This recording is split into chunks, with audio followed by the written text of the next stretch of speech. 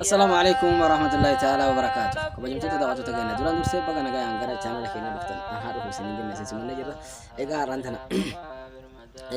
ونه قبلني بيانه سيف اللي راجيلا أنا في اللي راجيلا يشوف سيل نوانا جايب سيسو نللي وانا جايب سيسو والمن ها جايب سيسو جده إسني في دوان تاره تكا جرين كنا كيستي نمدو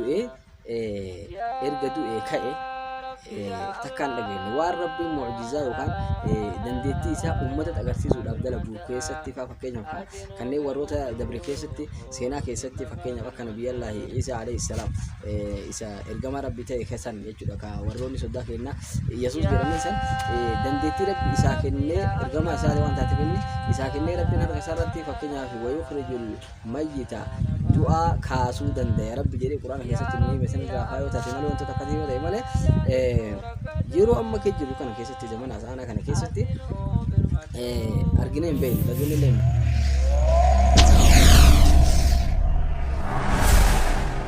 garuu zamanuma achi yeroon achi deemu taateewwan duraan hin jirre wantoonni khawaariq aadaa ta'an jechuudha wantoonni nama dinqisiisuu danda'an argamuu illee akka danda'amu namoonni tokko tokko ishaaraa godhaa jiranii kun ammoo fakkeenyaaf namni du'ee bahee jedhamu kun hagamta akka dhugaa akka ta'e waliin keessa deemudha. Egaa viidiyoon amma moba kiyya argitan kun daa'imni kooyyan kun yookaan daa'imni xiqqaan kun du'ee erga waggaa afur warri eega owwaalanii turaniin booda argamee jechaa jiran. Kun hagamta akka aqilii yookaan fitriyyan sammuu aqilii saliimaa waa madaaluu dandeettuun wal galuu danda'a takka inni kun hagamta akka shari'aadhaan wal galuu danda'a waan jedhu wajjin keessa baanii ilaalla. Gabaabinaan Itoophiyaa keessatti taateen kun argame naannoo Silteedha jedhanii haasawaa jiranii akkuma mucaan argameen warri maatii mucaan kun beeyta mucaan kun kenna yeroo waggaa afur dura nu duraa du'ee ara rabbi nu galche jedhanii itti gammaduu eegalanii yeroo muraasa booda namni biroo daa'imni kun kiyyaa keessanii miti akkamiin daa'ima keenyan irraa fudhattan jechuudhaan warra san harkatti qabanii kanaan booda dubbiin rabshaa ta'e yookaan lola ta'e gara mana seeraa yookaan poolis xaabiyaa wal fiduudhaan haga ammatti daa'imni sun harka seeraatiin eegamaa akka jiru odeeffannoon tokko tokko haasawaa jiranii maraafiyyuu qorannaa eega dhiiga mucaa irratti taasifamanii yookaan gara ogeeyyii fayyaatiin mucaan laalamee maatiin isaanii warroonni himatan kun martiyyuu laalameen booda mucaan sun qabatamaan ka'eennu akka ta'e walumaa wajjin dhageenyu taati jechuudha. Haga ammatti garuu wanni ifa bahee hin jiru wanni waan kana jedhan hin jirtu kanamee ittuma dhiisuudhaan aqleedhaatti as deebina aqleedhaan yookaan waan kanarratti yaada kennu taate fakkeenyaaf aqleedhaan namni marti akka rabbiin guddaan dandeettii qabu ogummaa qabu humna qabu jiraachisuu keessatti ajjeesuu keessatti waan fedhe gara gaga mutasarrifni umuuraa ka waa hunda gara gagalchu akka rabbi ta'e irra caalan nama lafa kanarra jiru ni beeka jedhee yaada. Tawhida rububiyyaa jechuudha kunni tawhida uluhiyyaa osoo ta'in tawhida uluhiyyaa haa mormanii malee warroonni tawhida rububiyyaa rabbi guddaa ta'uu isaa yookaan ammoo waa hundayyuu uumaa ta'uu isaa namni hin beekne jirtu. Kana jechuun ammoo rabbiin waan fedhe akka sa'aatii fedhetti yeroo fedhetti uumuu danda'u akka waan fedhe gara gaggalchuu danda'u waan fedhe balleessuu waan fedhe sirreessuu waan fedhe argamsiisuu waan fedhe dhabamsiisuu ni danda'u namni kana ammoo oromoo yookaan ammoo kana guddaa namanne hin jira jennee iyyaannu kana keessatti rabbi waan fedhe dalagaa asumaanii yoo qeleen mirkaneessuu kenna kun isa kana gara shari'aatiin ammoo akkasuma kanumaa wal fakkaata rabbi subhaanahu wa ta'ala dandeettiin ka isaati waan fedhe dalagaa waan fedhe dhiisa garuu ammoo dhugoomsuun jecha kana hojii kanaa jechuudha. Namni kun qabrii keessaa bahee waan jedhu kana dhugoomsuun baay'ee tokko shari'aadhaan waliin qabatu yookaan ammoo irraa fagaata shari'aan kana dhugoomsuu keessatti baay'ee tokko fagoodha kanarraa waan akkanaa kana kuzaa balaata fakkeenyaaf yeroo muraasa dura naannooma biyya keenyaatti namoonni tokko tokko ebaluu eega owwaalame irraa bahee booda qabrii keessaa barrisee gara samaa'ii dabree uffatuma isinni waliin owwaalame san bichatu achitti argamee jedhanii namoota tokko tokko warroota ilaalcha namaa keessatti namni sun yookaan ooliyaa yookaan namni sun nama gaariidha yookaan namni sun jedhanii ilaalcha adda addaa qabanii fi wanta tokko tokko irraa himaa turan garuu inni kun baay'ee tokko shari'aadhaan kan irraa fagaatudha shari'aadha jechuun shari'aan kana dhugoomsu kuzaa balaata akkana kana jechuudha wantoota namni manaama fa'aan fakkeenyaaf manaama leeda waan akkasii arguu danda'e manaama yookaan rabbi arge manaama waan akkasii ta'ee manaama wal qabatu fi manaama haqan taane jechuudha kan dhugaarraa fagaatu كفرين متكو في لما رتو هنداي جدو كان دوغوم سوم شريعة لين ولا كان دوغوم سوم باي توكو bakkatiin kennu jechuu barbaadeeti. Akkasuma kanaaf hojiiwwan akkanaa fakkeenyaaf kana wal qabatan keessatti illee baay'ee tokko shari'aan kana leellisee kana dhaadhessee bakka hin kennu jechuu barbaadeeti gabaabinaan. Waa'een kun dubbii jechuu kiyya akka yaada nama tokkootitti immoo gaafa qorannoon qoratamee irraa bahe kan taate waan taateef namni tokko waggaa 4 qabrii keessa bahee ka'ee ammallee addunyaa kanatti deebi'ee wayita jedhamee lallabamee namni marti qaanfii malee yookaan saalfii malee yookaan irraa gadi bahee uummata addunyaa dura ta'ee waan kanarra haasa'u baay'ee tokko nama ajaa'ibsiisa. Garuu du'a jechuun kun maa'inni hiyya addunyaa sana gadhiiftee ganda addunyaa kanarra gara ganda biraatitti deemutu iyyuu du'a jedhama. Rabbiin erga yeroo awwaalaatiif kan isa ajjeesu taate quraana qulqulluu keessatti hadiisa ergama rabbi alayhi salaatu wassalaam irraa nu gahe keessatti namni tokko erga du'e guyyaan inni kaafamni ni jira. Namni kamiyyuu du'e deebi'uun isaa waan hin oolle jechuun kaafamuun isaa waan hin oolle garuu yeroon inni kaafamu sun ganda kanaan alaa ta'e yoo biyya kanaan alatti addunyaa kanarratti har'uma duute waggaa 5 irraa kurnyaan har'a addunyaa kanarratti ol deebitaa jecha osoo hin taane addunyaa kanarraa har'a duute gaafa addunyaan tun diikamtee dakka wanni marti taate wanni marti baddee qiyaaman gadi buuteen booda baada qiyaamaa guddittii saniitii booda addunyaan kun hundi namni du'e kun hundi isaatii akka ka'u kun waan hadiisaa fi quraanni sabachiise lafa qabachiise ejjennoodhaan mirkaneessedha. Kana namni itti amanu hundi islaamatiyyuu itti amana jecha kana ni dhugoomsa. Garuu kana miti addunyaa kana irratti iyyuu namni ka'uun injira waan jedhu subhanallah kun baay'ee tokko fagaataadha. Kanaafiyyuu ilaalcha kana dhugoomsuuf qalbiin teessan tashuu akka hin taane jechuun barbaada gabaabinaan osoo viidiyoo isin qindeessine jechuudha. Kun waan baay'ee tokko haqarraa fagaate yookaan immoo aqli saliimaa irraayyuu waan baay'ee tokko fagaate waan taateef kana jechuun rabbi dalaguu hojii kanaa hin danda'u jechuu kiyyaa miti laa rabbi waan fedhe dalaga. Rabbi uummata as duraa yoo yaadattan asaabul kaafii waggaa 300 ol osoo isaan hin ajjeesin haaluma isaan jiranii rabbiin isaan raffise gaara keessa hirriba addaa isaan raffise waggaa 300 ol jechuudha. Isaan raffise namoota kaan ajjeese namicha gaaf kaan quraana suuraa baqaraa keessatti rabbi waa'ee isaa dubbate kaan osoo deemuu gandarra dhufe rabbi ganduma kan akkamitti ajjeesee jiran amma ganaa kaasa jechuun isa ajaa'ibsiisee raajii isatti taate rabbiin fa'amaa ta'ullaa rabbiin isuma saniyyuu isa ajjeesee waggaa meeqa isa tursiise achi booda isa kaase dandeettii isaa akka waan fedhe dalaguu danda'u isa agarsiise. Nabiyyi Allah Ibrahim alayhi salaam yaa rabbii kiyya nagarsiisi mee akkamitti akka jiraa waa ajjeeftee kaasuu dandeettu jennaan in amanneeti rabbi isaan jedhan lakki rabbi kiyya amanee garuu mirkaneeffachuu barbaade erga isaan jedheen booda rabbiin fakhud arba'atan min at-tayri allaattii 4 fuudhii allaattii kana hundayyuu gogorra'ii wal keessa makii foon isii kana waliin dha'i kanaan booda allaattii kana maqaa isii qofa adda addaa waami jedheeni rabbi subhaanahu wa ta'ala nabiyyi Allah Ibrahim alayhi salaam dhifama Nabi Allah Ibrahimin haala kana rabbiin isaan jedhe. Kanaan booda Nabi Allah Ibrahim alayhi salaam allaatti fuudhee gogorra'uudhaan foon isii kenniin hunda wal keessa balleesse maqaa isii adda addaa waame. Fakkeenyaaf allaatti maqaa adda addaan qabdi akkuma isin beektanii fakkeenya gosa waan taateef. Kanaan booda wayita inni maqaa isii adda addaa waame foon allaatti inni maqaa waame kana keessa wayituma isa walitti illee allaattiin qulqulluun taachiteetti firra. Kun illee achi taa'e kun marti isiitiyyuu allaattiin akkuma awwaalatti walitti deebite yeroo muraasa booda osoo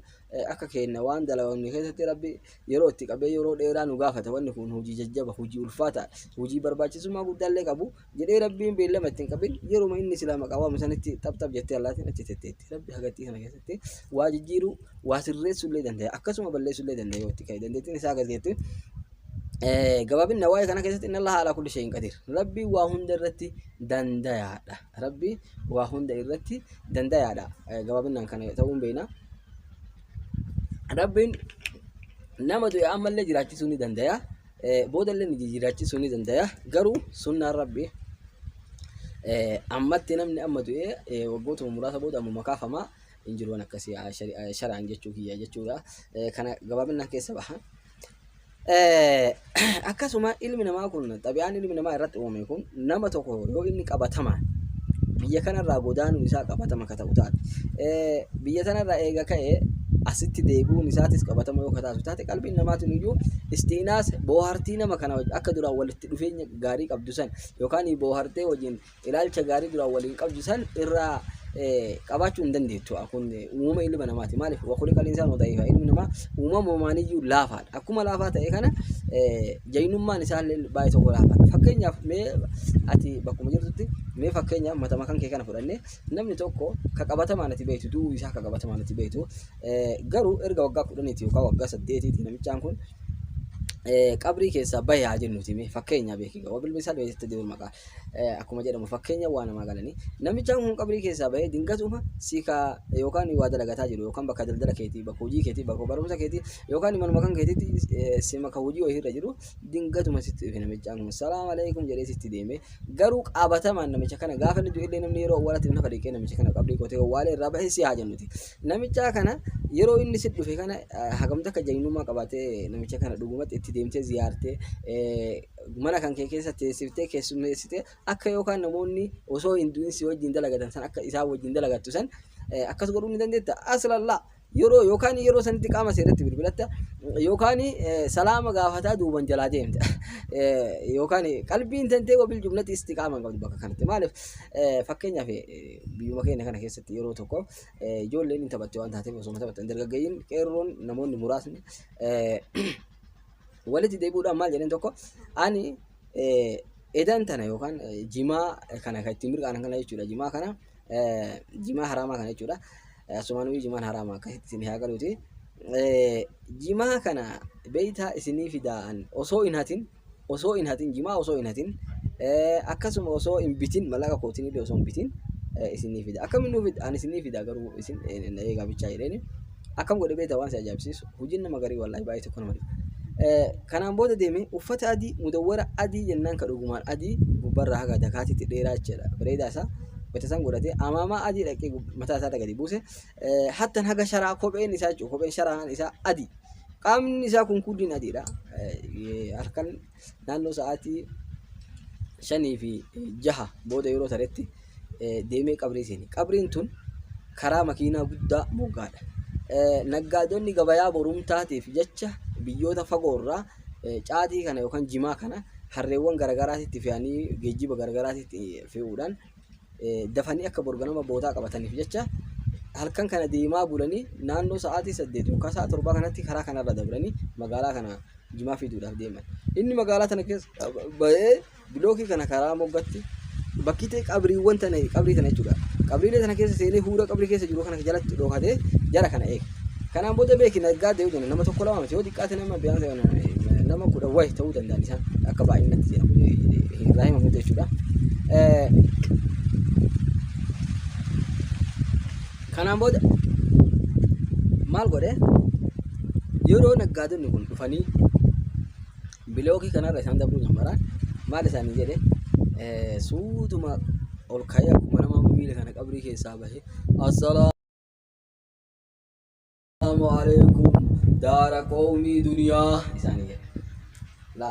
assalaamu alaykum daara qawmii duniyaa ilaal nageenyi rabbi isinirra taa jiraatu daara qawmii duniyaa warra biyya duniyaa jechuudha afaan arabaati malee warra biyya duniyaa nageenyi rabbi isinirra taa jiraatu jedhee qabrii keessaa bahee itti deeme adiin kun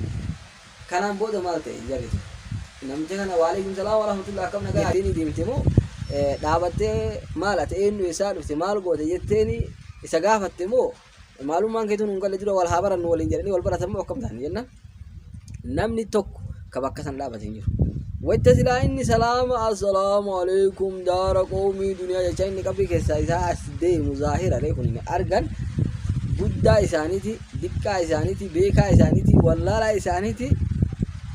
xiyyaanna baasi fiigicha namni muddamsuu muddameerraa nama fiigee isa dura bahe qabee duuba deebisee fi isaati akka bahu taa'aa jedha horiisaa qabeenya isaanii yookaan jimaa isaanii akkasuma innis maal godhe akka isaan qajeelatti fagaataniif mudawwara isaa ol qabatee xiqqoo jala fiigee haa isaan fagaatanii barbaada waan taateef yeroo isaan fagaatanii naannawa kana lixanii arge ifirra deebi'ee billawa mudhii qabaa haada yookaan ammoo isa fe'aa harree gubbaa jiru kana billawuma kanaan irraa kutatee waslaa jedhanii afaan naannawa keenyatti waslaa jechuudha waslaa tokko guutuu harree irraa darbee ceekurratti galabbatatee qajeelanii hiriyoota isaa yookaan saahiboota isaa booddanyoota isaa galgala yaada ibsee fi biraa dhufee fuudhee bira fidee jala buusee Kanaan booda itti kolfanii abboo akkam goote akkami fidere jennaan wallaahi hanjimaa kana hin binnellee hin hannellee hin binnellee mallaqa kiyyaanillee garuu maraafuu isin qamaa jedheen duratti hafee qamaanii akkasitti taatee kana akka inni itti mallaqa jimaa kana fide yeroo gaafatan haala kanaan irraa fidee jedhee isaanii dubbatee isaanii hime. Kana wanni fideef duuba qalbiin namaa tun xabi'atan xabi'aaniyyuu jechuudha aqlimaaniyyuu nama tokko yoo inni qabatamaan asii deemee du'ee deebi'ee isaa qabatamaan kaa haga humnaa itti ka fakkaate yookaan akkas ka yaaddu taate nama san wajjin jiraachuun isii hin danda'amu. Naggaadonni sun osoo yeroo san qabeenyi isaanii kun waa hunda isaanii caaluu isaanii beekanii qabeenya halkan itti jaalala qabeenyatuyyuu halkan keessa isaan oofa garuu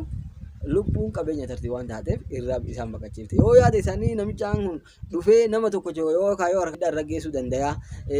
biyya biraatii dhufee bakka halaas waan jedhu qalbiin isaanii waan taswiira gooteef namni tokko dhaabachuu hin dandeenye akkasii baqata jechuudha. Kanaaf namni tokko yoo inni qabatamaan haa tokko beektu taate fakkeenyaaf namni tokko guyyaa tokko du'ee guyyaa lammaffaa qabee keessaa bahe osoo ka beektu taate aslan anin ammas taasoo kun iyyuu amane waliin taa'uun kiyya baay'ee tokko wallahi ibsa akka waan taateef kana kun isa akkana jira akka amma namni jedhee yookaan eebaluu qabrii bahe jedhanii waan akkasii haasawan sanii miti wanni kun baay'ee tokko dhugaarraa fagaate wantoonni hedduun jechuudha. Fakkeenya namoonni tokko eebaluu yookaan shee eebaluu yookaan haajii eebaluu biyya akkasii keessatti awwaalamanii kanaan booda rabbi kabajaa isaanii godhe biyya sanii bahanii waggaa hagas jiraatanii biyya akkasii san deemanii biyya akkasii san keessatti illee eegasii du'anii jettee yeroo maanguddoon haasa'u dikkina kiyyatti waan dhageenye qaba. Wabil jumlati gabaabinaa ilaalchonni akkanaa kulliin isaa guutumaan guututti ilaalcha baay'ee irra deebi'ee baay'ee dhugaa irraa fagaate waan taateef hawaasni keenya kabajamtootaa fi jaalatamtoonni tiyya yaada kana akkanatti na hubadhaa isiniin jechuu barbaada. Egaa chaanaala keenya kana albaab tuubii kan jedhamu kan sabiskiraayib laayik sheer godhuu hin dagatina yoo rabbi fedhe gara fuulduraatti odeeffannoowwan garaagaraa taateewwan islaamummaa qofaan yookaan shu'uuna islaamiyyaa jechuudha waan islaamaa wal qabataa qofa isin qabadhee isin dhiyeessuu irratti ka dalagu ta'a yeroo hunda yoo rabbi fedhe yoomiyyan haala kana jirra nagaa na jiraadha nama bakka jirutti nagaa fi imaana rizqii gaarii fayyaa gaarii qabeenya gaarii nama jiraatu rabbi nu haa taasisu baala addunyaa ta'a akhiraa salphina addunyaa ka akhiraa diqqeena addunyaa ka akhiraa rabbi anaasirraa haa deebisu isin jechuu barbaada. Bakka jirtanitti dhaamsa dhumarratan isinii qabu yoo jiraate khaasatan ashabaab dargaggeeyyiin qeerroo qarreen ibaadaa keessan jabeeffachuun isinirra haa jiraatu isiniin jechuu barbaada. Wassalaamu alaikum warahmatullahi ta'ala wabarakaatuh.